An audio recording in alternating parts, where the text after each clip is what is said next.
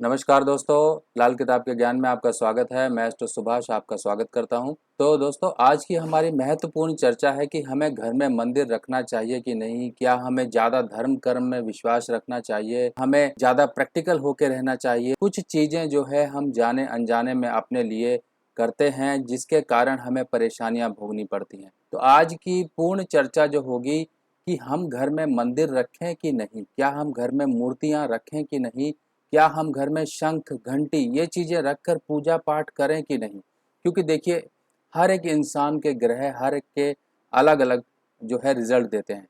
अगर आप कोई चीज़ अपने शरीर से ही लगा लीजिए कि आपको कोई चीज़ें पसंद होंगी, कोई चीज़ें नापसंद होंगी, पर वही चीज़ें दूसरे व्यक्ति को हो सकता है पसंद हो, जो चीज़ें आपको नापसंद हो सकता है कि आपका किसी मौसम में जो है शरीर जो है आपको कोई ना कोई परेशानी हो जाती हो, आपको जो है कोई चीज़ खाने पे आपके शरीर में दिक्कत होती हो, पर यही जो है कोई दूसरा व्यक्ति खाए तो उसको नहीं होती है।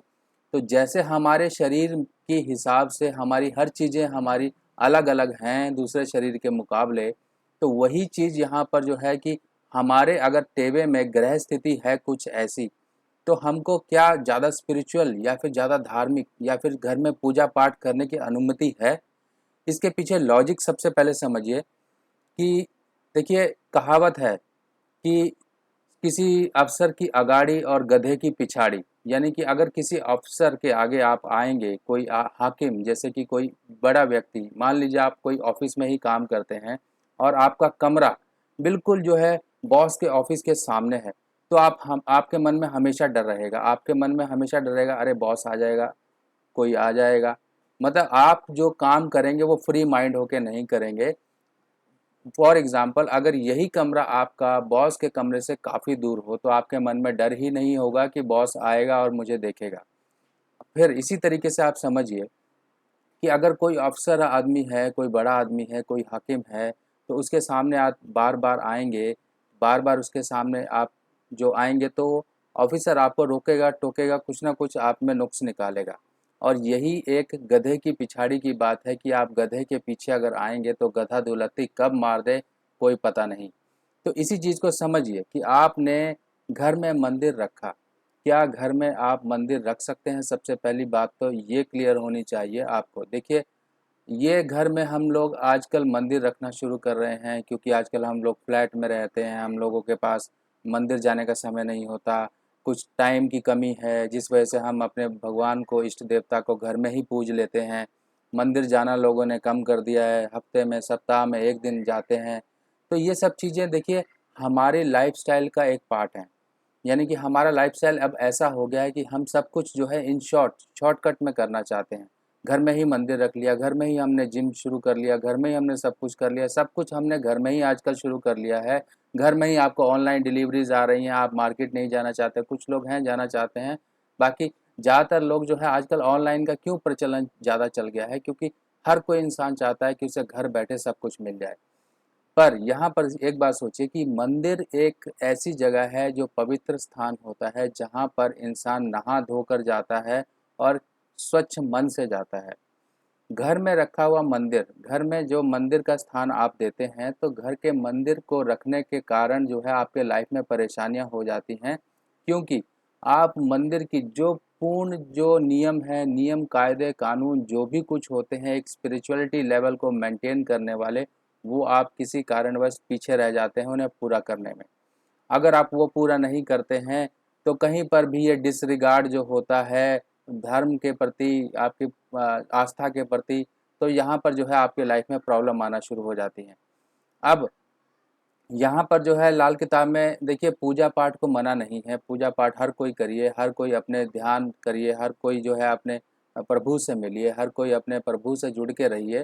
पर कुछ लिमिटेशंस हैं, जैसे कि मैंने आपको एग्ज़ाम्पल में बताया कि हर कोई चीज़ हर एक को सूट नहीं करती, हर एक चीज़ हर हर एक इंसान की चाहत और जो है डिसलाइक्स अलग-अलग होते हैं। यानी कि इंसान चाहता है कुछ और करता है कुछ, जो है उसकी पसंद है। क्योंकि उसके ग्रहों का असर जो है उस इंसान के ऊपर उसी की तरह है कि वो कुछ स्पेसिफिक चीज़ों को चाहता है, कुछ स्पेसिफिक चीज़ों को नहीं चाहता है, कुछ स्पेसिफिक चीज़ों को ही खाता है और कईयों को उसको खाने में टेस्ट नहीं आता है। तो यही चीज़ आपको समझनी चाहिए कि आपके कुंडली में कुछ ऐसे ग्रह की स्थिति हो सकती है कि आपने अगर घर में मंदिर स्थापित किया, घर में मूर्तियाँ रखी, घर में घंटी, शंख ये सब चीज़ें रखी, तो आपके लिए प्रॉब्लम हो जाएगी। कई लोग तो यहाँ तक कहते हैं कि हम तो इतना पूजा पाठ करते हैं, हम तो इतना भगवान को याद करते हैं कि कोई करता नहीं होगा, हम भगवान को बिल्कुल ही मतलब पूजते रहते हैं, मगर हमारे कष्ट कम नहीं हो रहे हैं। क्यों? क्योंकि आप जो है उस लेवल तक कि आपके अंदर या किसी के अंदर भी वो औकात ही नहीं है कि वो भगवान की पूरे नियम कर सके।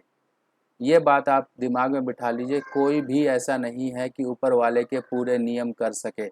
अगर पूरे नियम नहीं होंगे तो वहाँ पर वही बात लागू हो जाएगी कि किसी अफ़सर की अगाड़ी और गधे की पिछाड़ी। यानी कि आप अगर नियम पूरे नहीं करेंगे, अगर आप अपने बॉस के सामने पूरे काम नहीं करके दिखाएंगे तो आपका बॉस ज़रूर आपको डांटेगा, हो सकता है पनिश करे, कुछ ना कुछ जो उसके मन में होगा वो करेगा। तो भगवान देखिए आपके हैं, सबके हैं, पर हमें एक लिमिट में, एक तरीके से उनको पूजना चाहिए। आज मैं यही चर्चा आपसे करने वाला हूँ कि कुंडली में अगर आपके कुछ स्पेसिफिक पोजीशंस हैं ग्रहों की, तो आप पूजा ना करें।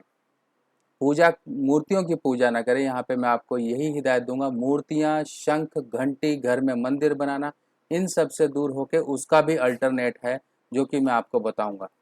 तो यहाँ पे समझिए कि हम घर में ही नहा रहे हैं, घर में ही खा रहे हैं, घर में ही हमारा झूठ सब कुछ हम घर में कर रहे हैं। और हो सकता है कईयों के अगर घर में थोड़ी सी स्पेस कम है तो वहीं पर ही उनका बेडरूम है, वहीं पर ही जहाँ मंदिर रखा है वहीं पर ही वो सोते हैं।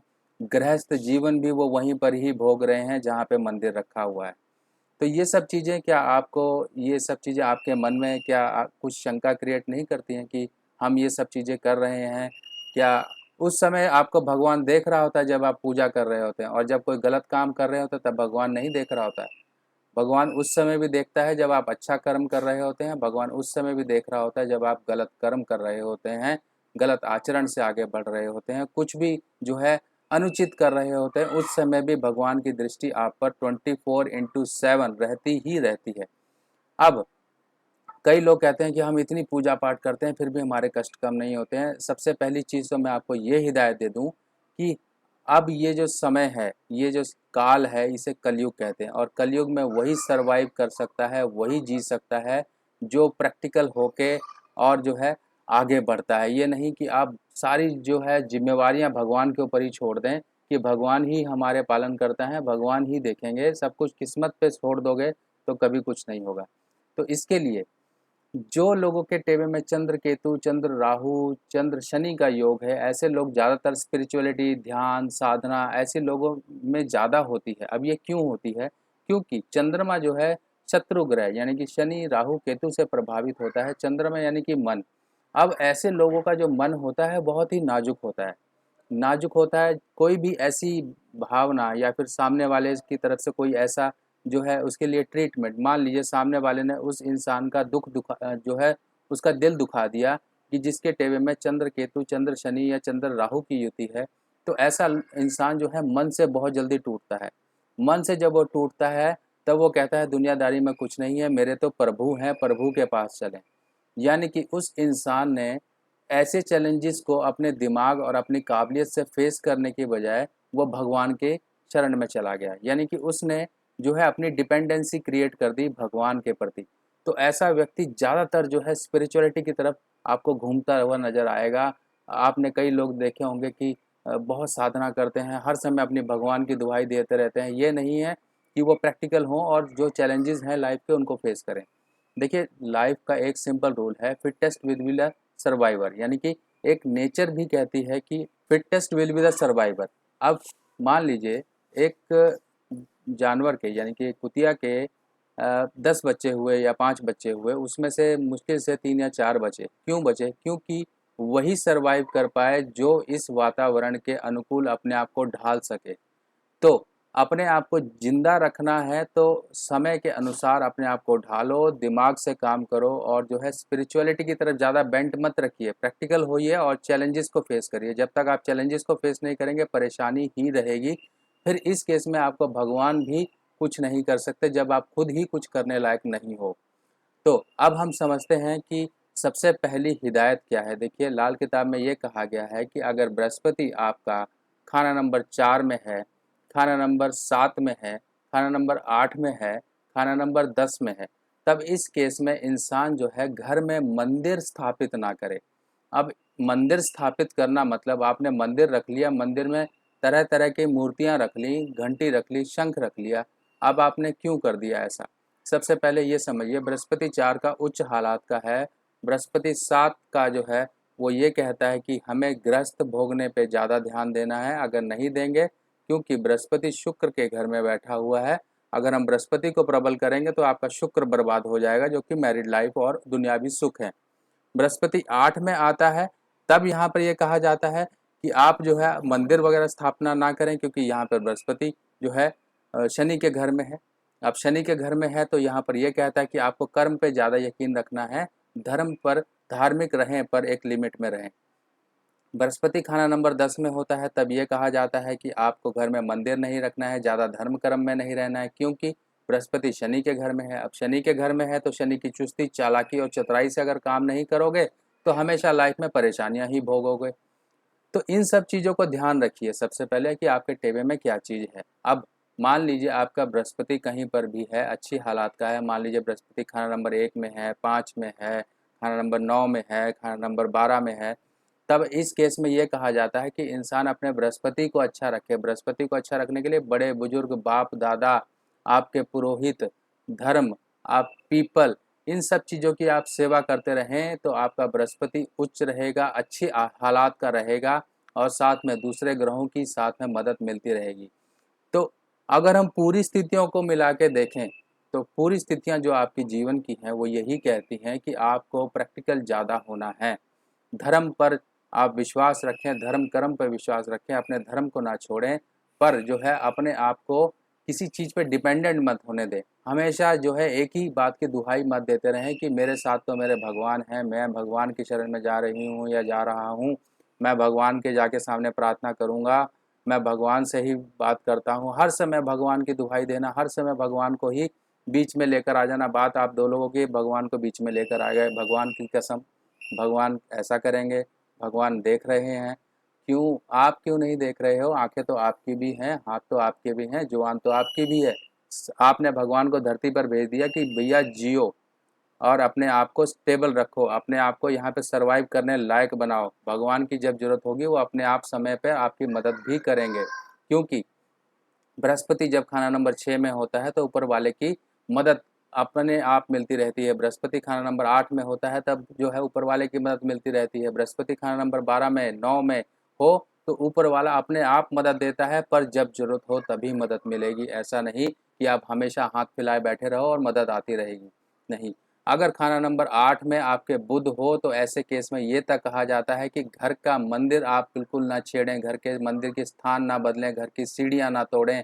अगर वर्षफल में वो स्थिति दोबारा बन रही है तो बुध की, अगर ऐसा कुछ होता है और उस समय में आप ये उल्टे सीधे काम करते हैं तो परेशानियां नेचुरली आपके साथ आएंगी। फिर आप उपाय के लिए भागेंगे कि ये सब कुछ क्या हो रहा है। तो उपाय का जो है कंसेप्ट दिमाग से निकाल दीजिए, उपाय बाद की चीज़ें हैं, सबसे पहले सावधानियां और बचाव ही हैं। जब तक आप सावधानियां और बचाव को नहीं फॉलो करेंगे तब तक उपाय भी आपके काम नहीं करेंगे। वो चीज़ें बाद की हो जाती हैं। मान लीजिए किसी को हार्ट अटैक आ गया तो ऑपरेशन करके उसका हार्ट में हो सकता है स्टेंटिंग करें, हो सकता है उसकी हार्ट सर्जरी हो। क्यों नौबत पड़ी आपको हार्ट जो है सर्जरी करवाने की? वो नौबत यही पड़ी कि आपने पहले तो अपना ध्यान नहीं रखा, पहले तो आपने उल्टी सीधी खुराकें खाई, अपना लाइफस्टाइल ख़राब किया और बाद में सर्जरी की तरफ नौबत आनी पड़ी। तो यही सब चीज़ों का आज मैं खुलासा कर रहा हूँ, यही सब चीज़ों को आपको मैं समझाना चाहता हूँ कि कुछ लोग जो हैं बहुत ज़्यादा स्पिरिचुअलिटी की तरफ बेंड होते हैं। तो स्पिरिचुअलिटी की तरफ एक लेवल और एक लिमिट में ही रहिए और बताई गई हिदायतों का पालन करिए, ताकि आपके जीवन में परेशानियाँ ना आए। और इसके साथ साथ जो भी 2 किताबों का जो सेट है, 1952 लाल किताब हिंदी में पंडित रूपचंद जोशी जी की, आगे फर्दर जो है पंडित वेणी माधव जी द्वारा जो लिप्यांतरित हुई है, वो किताब जो मंगाना चाहते हैं वो भी मुझे व्हाट्सएप पे कांटेक्ट कर सकते हैं, अपना एड्रेस वगैरह डिटेल दे सकते हैं, आपके एड्रेस पे जो है किताबें आ जाएंगी। लोग ऐसे ही जुड़े रहिए, ऐसे ही ज्ञान का सिलसिला चलता रहेगा। बाकी आपने कमेंट्स, फीडबैक और लाइक्स जरूर करते रहिएगा, ताकि मैं वीडियो में सुधार करता रहूँ। जो आपकी क्वेश्चंस हैं, जो आपके फीडबैक हैं, उनको लेता रहूं और आगे आने वाली वीडियो आपको ऐसे ही देता रहूं। बाकी नेक्स्ट वीडियो पोस्ट में फिर मिलेंगे, तब तक के लिए आगे दीजिए, नमस्कार।